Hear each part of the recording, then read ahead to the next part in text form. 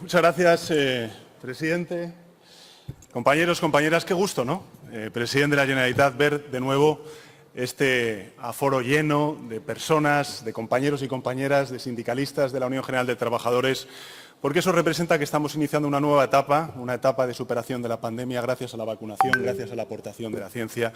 Y quiero además subrayarlo gracias al buen hacer de los sindicatos, de los agentes sociales que habéis garantizado la estabilidad social fundamental, imprescindible para lograr, desde el punto de vista económico y social, superar esta tragedia, la mayor tragedia sanitaria de estos últimos 100 años en la historia de la humanidad. Así que gracias a la UGT, gracias a los compañeros y compañeras y gracias también al presidente de la Generalitat por acogernos y acogernos a muchos, cada vez más, que podamos encontrarnos, abrazarnos cuando superemos definitivamente la pandemia, ¿no? Y le decía antes al presidente de la Generalitat y también al secretario general, a mi querido Pepe, que, bueno, pues que el Partido Socialista, y aquí os hablo como secretario general del Partido Socialista, os vamos a copiar y vamos a celebrar el próximo mes de octubre también el 40 Congreso del Partido Socialista en la ciudad de Valencia. Así que mejor lugar que este no se me ocurre. Algunas cosas diré al compañero secretario general de la Unión General de Trabajadores para responder y recoger el guante de algunas cuestiones que ha planteado. Pero sí me gustaría empezar por la reivindicación y el reconocimiento a una figura, a una persona fundamental en la historia del Partido Socialista y también de la Unión General de Trabajadores, que ha sido mancillado a lo largo de estos últimos meses por grupos políticos y también por gobiernos municipales, que es a nuestro compañero, a nuestro querido compañero Francisco Largo Caballero.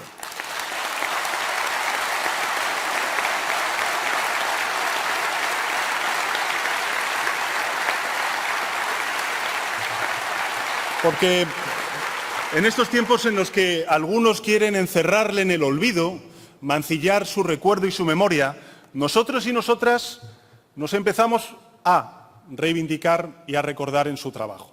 Largo Caballero fue un sindicalista y un político consecuente con sus actos. Como ministro de Trabajo promulgó la legislación social más avanzada de su época, que aún hoy en España reconocemos y recordamos. Y actuó además como hoy queremos actuar nosotros, desde todos los frentes, me refiero a la izquierda política, sindicalista, social, en definitiva, de nuestro país, comprometiéndonos con su época, con nuestra época, respondiendo ante la adversidad con más democracia, dignificando la vida de aquellos colectivos y de aquellas personas más vulnerables. Eso es lo que hizo Largo Caballero y eso es lo que quiere hacer la izquierda política que hoy está gobernando. Mirad, una de las cosas que ha dicho el secretario general es que no encuentra otro gobierno posible en España que pueda defender los derechos de los trabajadores y trabajadoras como lo está haciendo este gobierno de coalición. Y subrayo lo de coalición, porque si algo estamos demostrando durante este año largo de pandemia, como un mensaje político a aquellos ciudadanos y ciudadanas que creen en la izquierda, en las fuerzas progresistas, es que el entendimiento entre las izquierdas es posible, es necesario y es fundamental para que los trabajadores y trabajadoras avancen en sus derechos y en sus libertades durante los próximos años. Y tengo una mala noticia que darle a la derecha. Quedan 31 meses para que acabe la legislatura y vamos a seguir haciendo cosas en beneficio de los ciudadanos y ciudadanas de nuestro país y singularmente de los trabajadores. Porque nosotros gobernamos con el ejemplo de quienes nos precedieron, de quienes cambiaron la sociedad para mejorarla. En un día como hoy, en el que la Unión General de Trabajadores celebra su 43 Congreso Federal, como bien reza vuestro lema, quiero reivindicar una vez más la hermandad entre el Partido Socialista Obrero Español y la Unión General de Trabajadores. Quiero reivindicar, además, la importancia del sindicalismo en la acción política.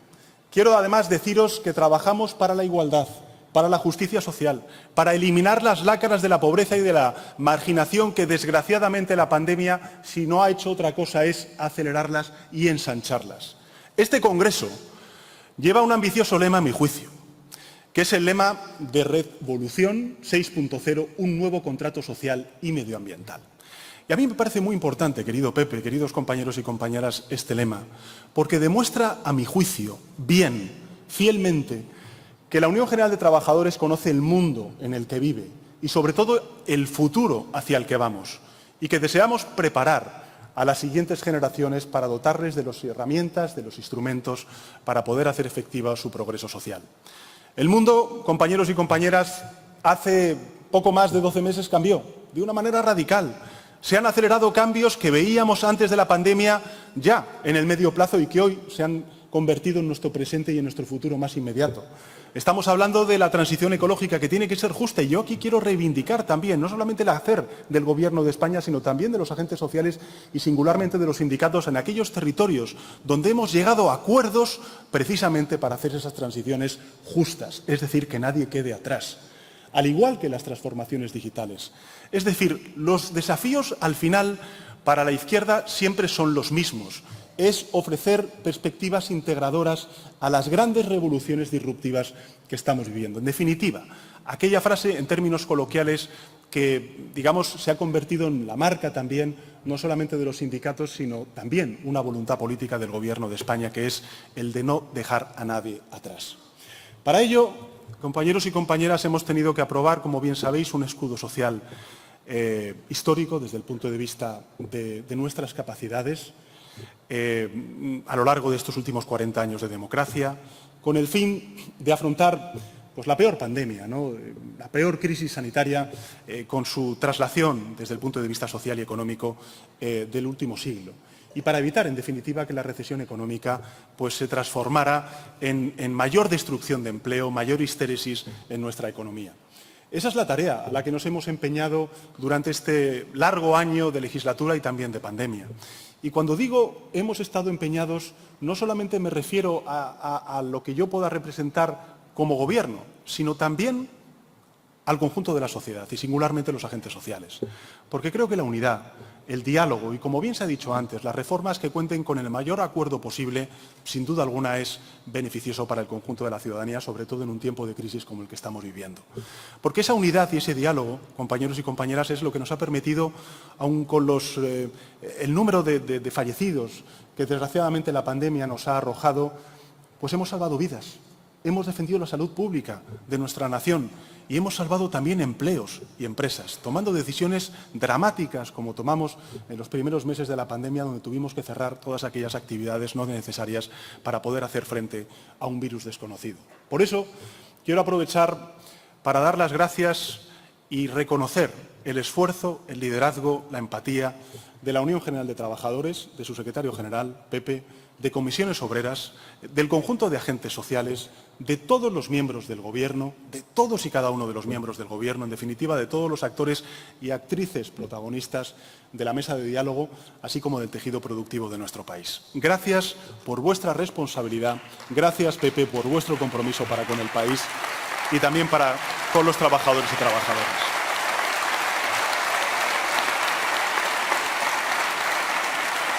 Habéis demostrado que si hay voluntad y se pone el interés general por encima de cualquier otra consideración, se puede llegar a acuerdos que mejoren la vida de los colectivos a los que estamos representando, singularmente de los trabajadores y trabajadoras.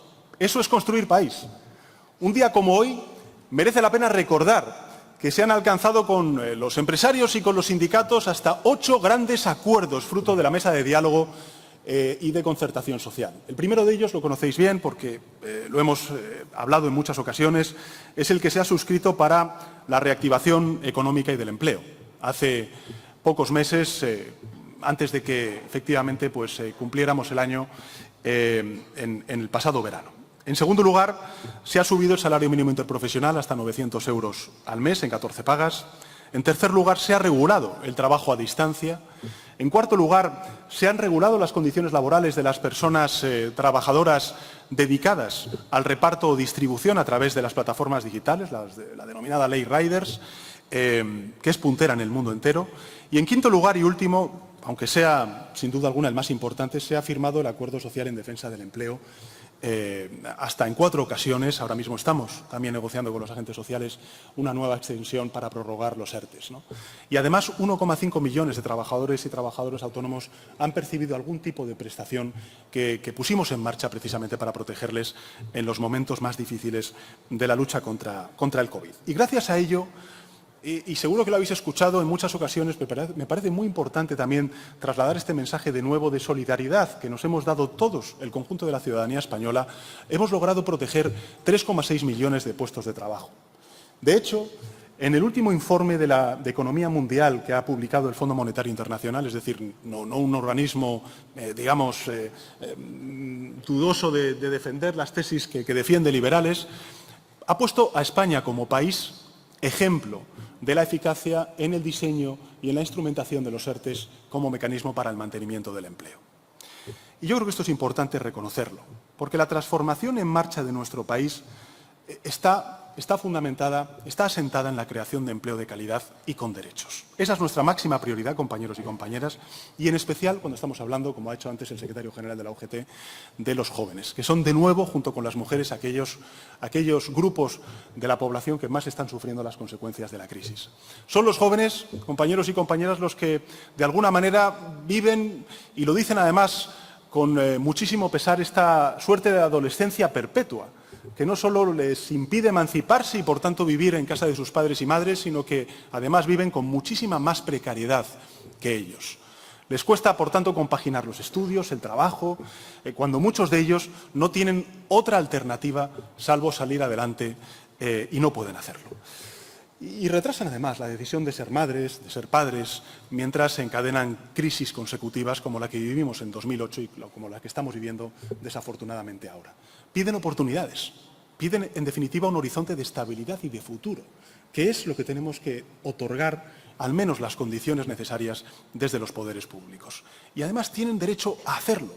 Y nosotros tenemos la obligación de darles esas oportunidades, de crear esas oportunidades, porque los jóvenes no quieren que les regalemos nada, quieren simplemente tener la oportunidad de conquistar ellos mismos su futuro. La generación de la democracia lo que nos pide es una oportunidad y este Gobierno, compañeros y compañeras, va a hacer todo lo posible por dársela. Vamos a fracasar como sociedad si no logramos crear esas oportunidades. Y en ese sentido, quiero haceros un anuncio importante para el Gobierno de España, y es la inminente puesta en marcha por parte del Gobierno de un plan de choque frente al desempleo juvenil. Un plan que va a concentrar una gran inversión para hacer frente a uno de los grandes retos de nuestro mercado de trabajo. Las comunidades autónomas van a contar con 600 millones de euros para financiar contratos formativos que otorguen oportunidades de empleo, de formación para aquellos jóvenes que tengan menos de 30 años. Y, además, lo que vamos a hacer es invertir otros 765 millones de euros en programas novedosos dedicados al empleo joven, a ofrecerles una primera experiencia profesional, a fomentar la investigación o la mejora de su capacitación en los ámbitos de futuro como son la digitalización, la economía verde, la transición ecológica y un largo etcétera. Y, finalmente, vamos a renovar el sistema de garantía juvenil, dando lugar a la Garantía Juvenil Plus, que constituirá un auténtico plan de empleo digno para nuestros jóvenes y que va a contar con los recursos del Fondo Social Europeo de cerca de 3.000 millones de euros entre el año 2021 y el año 2027. En conjunto con este plan de lucha contra el desempleo juvenil o por la creación de empleo juvenil, con este plan pretendemos ofrecer formación y facilitar la contratación de más de 1 millón de jóvenes en nuestro país durante los próximos 3 años. Eso es lo que va a hacer este Gobierno por los jóvenes en nuestro país. Porque vamos a lanzar un mensaje claro. Vamos a lanzar el mensaje de que no vamos a permitir que nuestros jóvenes vuelvan a pagar la crisis.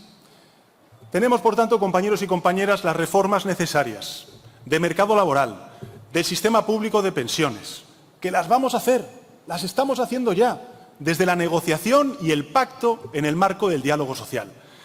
Es esa la mejor garantía para que los acuerdos sean equilibrados y, por tanto, como bien se comentaba antes, perduren en el tiempo.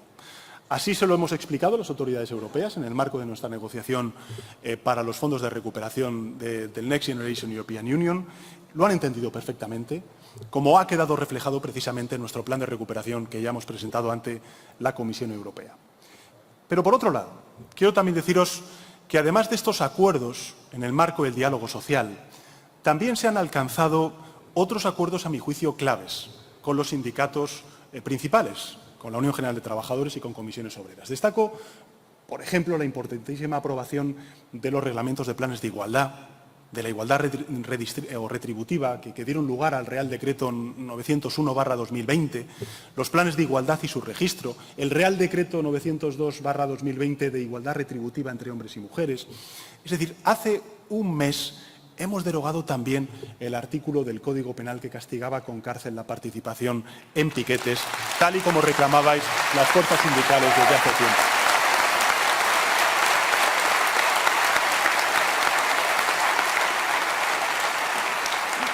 Por tanto, escuchamos, pactamos y cumplimos. Y no quiero dejar de recordar hoy aquí, con la importancia que tiene, además, hacerlo aquí, la aprobación el año pasado de un nuevo pilar de nuestro estado del bienestar, que yo siempre he identificado sobre todo en la lucha contra la pobreza infantil. En nuestro país, desgraciadamente, casi 2,5 millones de niños y niñas sufren pobreza. Nuestro país tiene un gran desafío en la lucha contra la pobreza infantil. La explicación de por qué aprobamos el ingreso mínimo vital, para muchos significa una nueva palanca de redistribución de la riqueza, de lucha contra la exclusión social, pero para mí, sobre todo y ante todo, representa un compromiso en la lucha contra la pobreza infantil. Y debo deciros, compañeros y compañeras, que después de menos de un año de su implementación y desarrollo, porque estamos hablando de una nueva política que ahora mismo está en manos de la Seguridad Social, son ya 680.000 españoles y españolas quienes están percibiendo ese ingreso mínimo vital. Esto, a mi juicio, es un hito histórico que viene a completar nuestro estado del bienestar, junto con la sanidad, con la educación, con las pensiones, con la dependencia, y en cuyo impulso, además, quiero reconocer la huella, el liderazgo de los sindicatos y el tercer sector, que ha jugado también un papel decisivo. Los sindicatos conocéis mejor que nadie que hay dos formas de salir de la crisis: con más diálogo, con más igualdad o con más conflicto social y, por tanto, con más desigualdad. Y el Gobierno, no os quepa duda de coalición, lo tiene muy claro. Nosotros lo que elegimos es el diálogo y la justicia social. Porque con diálogo hemos sido capaces de evitar que la recesión económica se transforme en destrucción de millones de puestos de trabajo. Y a pesar de que la terrible crisis económica derivada de la emergencia sanitaria la estemos sufriendo, os adelanto que ya hemos logrado algo muy importante. Y es que ahora mismo, compañeros y compañeras, hay en España solo 200.000 afiliados menos a la Seguridad Social que antes de la pandemia. A lo que debemos además sumar otro 500.000 de personas que se encuentran ahora mismo en alguna modalidad de los ERTEs. Porque desde el diálogo se desplegó un enorme escudo social, como he dicho antes, que ha protegido socialmente a muchísimos millones de trabajadores y trabajadoras, que sirvió para limitar el impacto de la crisis en nuestra estructura productiva y, gracias además a esta menor destrucción de empleo, la recuperación está siendo aún más rápida. Y quiero daros algunos datos porque me parece importante también que hagamos memoria y que seamos conscientes de cuál es el estado actual del mercado laboral y también de la economía española. Como vosotros sabéis bien, en la pasada crisis financiera se tardaron casi 12 años en volver al nivel de la afiliación a la Seguridad Social previo al inicio de la recesión económica del año 2008-2009. 12 años. 12 años para recuperar el empleo perdido. Más de una década que malogró la vida de muchísimas personas y que especialmente tuvo unas consecuencias gravísimas en los proyectos vitales de gente joven entonces, que se vieron obligados o bien a marchar de nuestro país o a las mujeres que fueron de nuevo, como hoy, las primeras afectadas por esa crisis económica y crisis financiera. Esta vez es distinto, porque es verdad que la naturaleza de la crisis es distinta, pero la forma en la que estamos llevando entre todos a cabo la respuesta a esta crisis económica, sanitaria y social es indudablemente diferente. Y lo estamos logrando. Lo que es lo mismo. Estamos haciendo precisamente que tanto en las formas como en el fondo, porque también en la política laboral es importante las formas y en el fondo, y que son absolutamente inseparables, las respuestas sean diametralmente distintas a las de la crisis financiera de 2008. Estamos demostrando juntos que hemos puesto en marcha una agenda ambiciosa para propiciar el bienestar de nuestro país. Mirad, impulsamos un cambio de paradigma en todos los sentidos, en todos los sectores, un cambio de paradigma que refleja los vientos de cambio que necesita nuestro tejido productivo, que necesita modernizarse, que necesita alinearse con esa transformación digital y con esa transición ecológica y que precisamente necesita incorporar esa perspectiva integradora a la cual antes hacía referencia. Y lo estamos notando ya. Fijaros, la salida de esta crisis va a ser mucho más rápida. Antes os hacía referencia a los 12 años que sirvieron para poder recuperar los niveles de empleo que tuvimos antes de la crisis financiera. Pero, como os he dicho antes, faltan menos de 200.000 personas afiliadas a la Seguridad Social para que recuperemos los niveles de afiliación que teníamos en febrero del año 2020. Los ERTEs, que mencionaba antes, fueron muy efectivos para proteger la economía, el empleo, como bien sabéis, y ahora lo son también para impulsar la recuperación económica. Porque hemos mantenido en los momentos más difíciles hasta 3,6 millones de personas que han cobrado y han mantenido y han preservado y se han protegido su empleo. Una situación que en abril de 2020, acordaros, era dramática para muchísimos sectores. Y ahora mismo permanecen en torno a 590.000 trabajadores y trabajadoras. ¿Esto qué significa? Significa que el 85% de aquellas personas que en abril estaban protegidas por los ERTEs se han reactivado y se han reincorporado a su puesto de trabajo. Es decir, el cambio de tendencia se está produciendo, la recuperación económica se está acelerando y las expectativas en consecuencia son claramente mejores, como demuestran pues, los indicadores de confianza y también de sentimiento económico o el índice de producción industrial o también la actividad de los servicios que crecen con fuerza durante este último mes. Compañeros y compañeras, es un proceso de recuperación que gana ritmo, en la medida en la que también gana ritmo pues, el principal instrumento que ahora mismo tenemos de política económica, que es el proceso de vacunación. De hecho, estamos acelerando en mayo y pronto se va a producir un salto que yo califiqué de gigante, un salto cualitativo en la llegada de las vacunas. Bien, compañera, claro que sí. Déjame primero hablar de las vacunas, que es importante también. Mirad, las vacunas, en junio, España va a recibir más de 13 millones de vacunas de una determinada compañía farmacéutica, 2,7 millones de dosis cada semana. Más, y nuestro Sistema Nacional de Salud está respondiendo óptimamente. Hemos llegado a administrar la semana pasada, en tan solo un día, 612.000 dosis diarias. De modo que somos capaces de absorber ese importante crecimiento de dosis de vacunas que nos están llegando semanalmente. Y ya lo advertí, el proceso de vacunación, compañeros y compañeras, es la mejor herramienta de política económica. De hecho, en los últimos 100 días, para que os hagáis una idea, solamente este dato, porque me parece lo suficientemente elocuente de lo que quiero explicaros, solamente en estos últimos 100 días se ha activado más de 380.000 trabajadores y trabajadoras en ERTEs, para que seamos conscientes de la trascendencia y el impacto que tiene el ritmo de vacunación. Y cuando este verano se recupere todo el flujo turístico, serán más las personas que vuelvan a su empleo manteniendo sus derechos y sus puestos de trabajo. Fijaros, compañeros y compañeras, la Comisión Europea acaba de publicar su informe de primavera hace muy pocos días y nos revela algo muy importante, que de acuerdo a sus estimaciones, este año, el año 2021 y el año 2022, nuestro país, España, va a ser el país de Europa que mayor crecimiento económico tenga y que el empleo equivalente a tiempo completo crecerá en nuestro país en el año 2021 a un 4,5%. Y al final del año que viene, del año 2022, habremos recuperado el nivel de PIB que teníamos previo a la pandemia. Por tanto, vamos a completar en menos de 3 años una recuperación que en la crisis financiera de 2008 se tardaron más de 10 años. Esta es la enorme diferencia, compañeros y compañeras, entre el impacto de esa crisis y el impacto de esta crisis. Y esto no es mérito del Gobierno, aunque algo tendremos que ver. Es el mérito de la sociedad española, que ha sido capaz de hacerlo. Es el mérito de los sindicatos, de los agentes sociales, que habéis sido vosotros, junto con los empresarios, los que habéis comprometido, o os habéis comprometido, mejor dicho, con nuestro país desde el diálogo y también desde la unidad. Y quiero que sintáis el orgullo del trabajo bien hecho. Quiero que sintáis que vuestra tarea pues está contribuyendo históricamente e inequívocamente a construir un país próspero y justo, el país próspero y justo que queremos. Mirad, en su primer discurso ante el Congreso de los Estados Unidos, el nuevo presidente de Estados Unidos, porque algo bueno nos dejó también el año 2020, ¿no? Al menos al otro lado del Atlántico hubo un cambio político necesario para el mundo, bueno para Estados Unidos y también bueno para Europa. Pero Joe Biden dijo algo muy importante, y cito textualmente. Dijo, la clase media construye este país y los sindicatos construyeron la clase media, no Wall Street.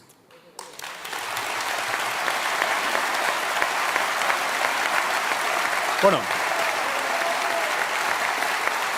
Pues yo estoy muy de acuerdo con esa afirmación y por eso nuestro proyecto modernizador para España es el proyecto no solo de las clases trabajadoras, sino también de las clases medias españolas, porque están íntimamente imbricadas.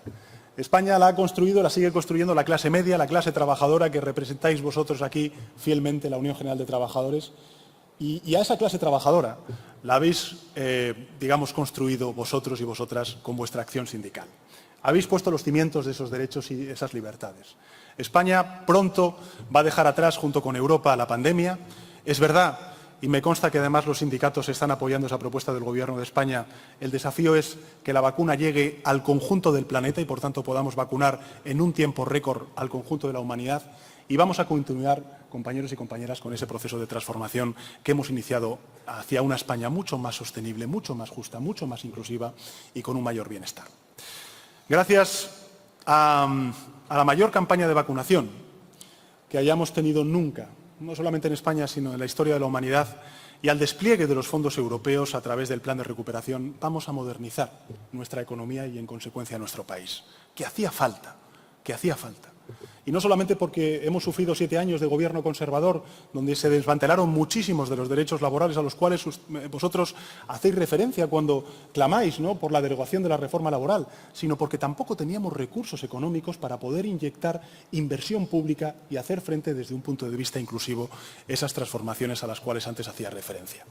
Como sabéis, por ejemplo, la transformación digital es uno de los pilares fundamentales del plan de recuperación. La transición ecológica lo es, la cohesión social y territorial lo es, y también lo es la igualdad real y efectiva entre hombres y mujeres. Retos todos ellos que ya eran urgentes antes de la pandemia y que ahora mismo son apremiantes. Mirad, en el acuerdo de investidura que firmamos el Partido Socialista y Unidas Podemos, dijimos que es necesario un nuevo pacto social para proteger a los trabajadores y a las trabajadoras. Dijimos que era necesario un nuevo estatuto de los trabajadores. Y hay compañeros que me dicen, no, tienes que decir derogar la reforma laboral, pero mirad, desde el Gobierno y también de cara a la sociedad española, cuando estamos hablando de revisar a fondo nuestro mercado laboral, por supuesto que hay que derogar cosas que hizo el Partido Popular cuando estaba en el Gobierno. Pero hay otras muchas cosas que tenemos que actualizar y que tenemos que modernizar de nuestro mercado de trabajo. Y yo quiero deciros una cosa. Para mí es fundamental algo que ha dicho Pepe, el secretario general de la Unión General de Trabajadores. Es fundamental institucionalizar y reforzar la negociación colectiva como un mecanismo más de redistribución de la riqueza social y de la estabilidad social en nuestro país. Lo es.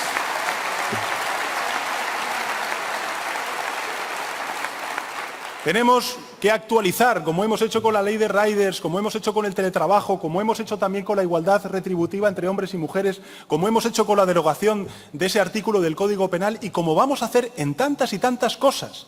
Pero la izquierda, sea la política, la sindical, no solamente tenemos que decir que vamos a desmantelar, también tenemos que decir que vamos a avanzar. Y que se avanza desmantelando y recuperando derechos laborales perdidos, pero también reconociendo otros nuevos derechos laborales que están poniéndose en cuestión como consecuencia, por cierto, de la transformación digital. Es ahí donde yo creo que nos tenemos que encontrar para que tengamos la representación más amplia posible desde el punto de vista social. Mirad, hemos sido pioneros en la ley de riders, como decía antes. Y este es solamente el principio, porque supone una verdadera apuesta por unas nuevas relaciones laborales, en convivencia con la tecnología, que no podemos ya separar de nuestras vidas. Tenemos que ser nosotros y nosotras quienes gobernemos esa transición tecnológica para mantener los derechos de los trabajadores y para evitar que la inteligencia artificial, que los algoritmos o que la robotización se impongan sobre los derechos humanos y también sobre los derechos de los trabajadores. Gobernar nosotros la tecnología para que la tecnología no nos gobierne a nosotros. Somos el primer gobierno del mundo, compañeros y compañeras, que hemos lanzado una consulta pública para hacer una carta de derechos digitales.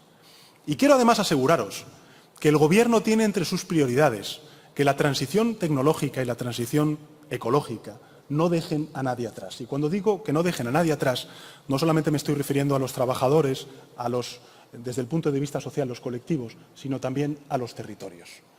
Tienen que ser necesariamente transiciones justas.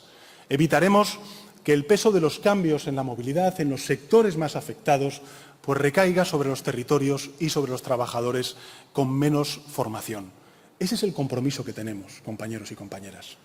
No vamos a relajarnos ante nuestro empeño de modernizar nuestro marco de relaciones laborales para acabar con la lacra del desempleo, con la lacra de la precariedad, para abordar los retos de la nueva economía digital, de la sostenibilidad, de la formación continua y el reto de mantener la competitividad sin perder derechos.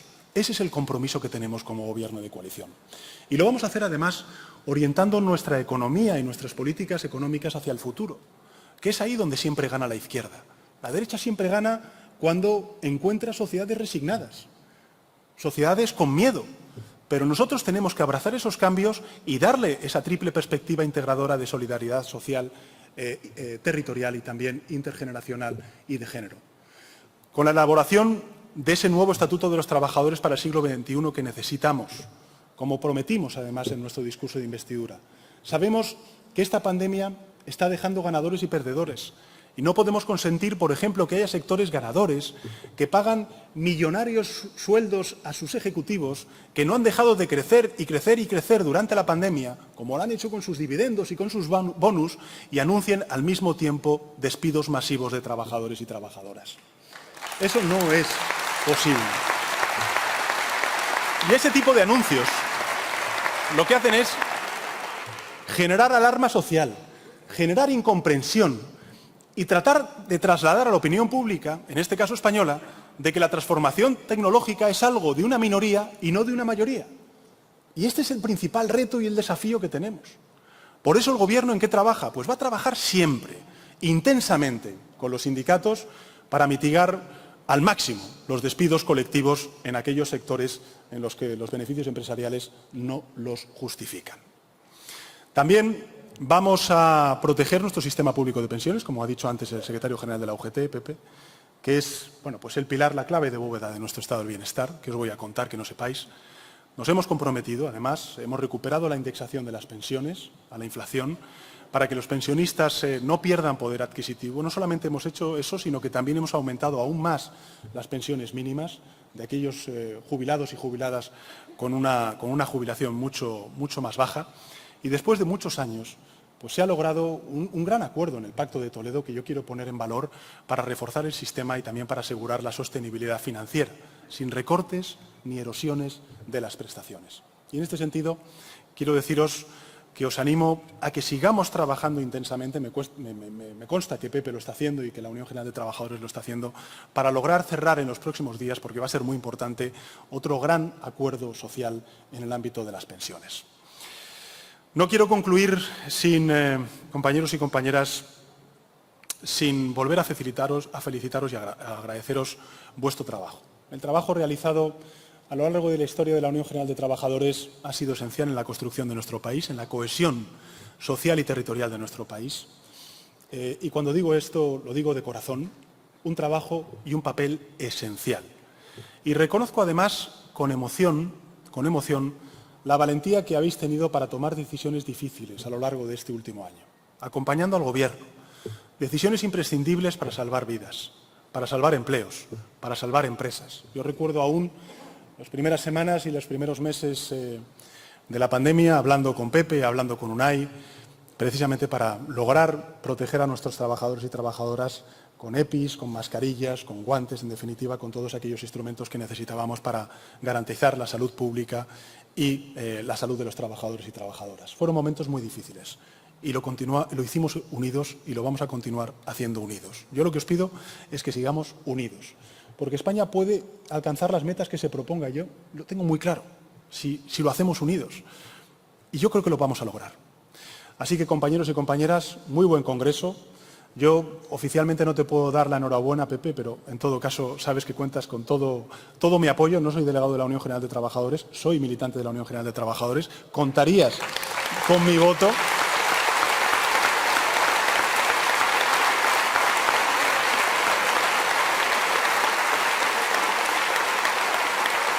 Y como bien has dicho, Pepe, pasemos de las palabras a los hechos. Vamos a seguir pasando de las palabras a los hechos, no os quepa duda, mal que le pese a la derecha. Gracias.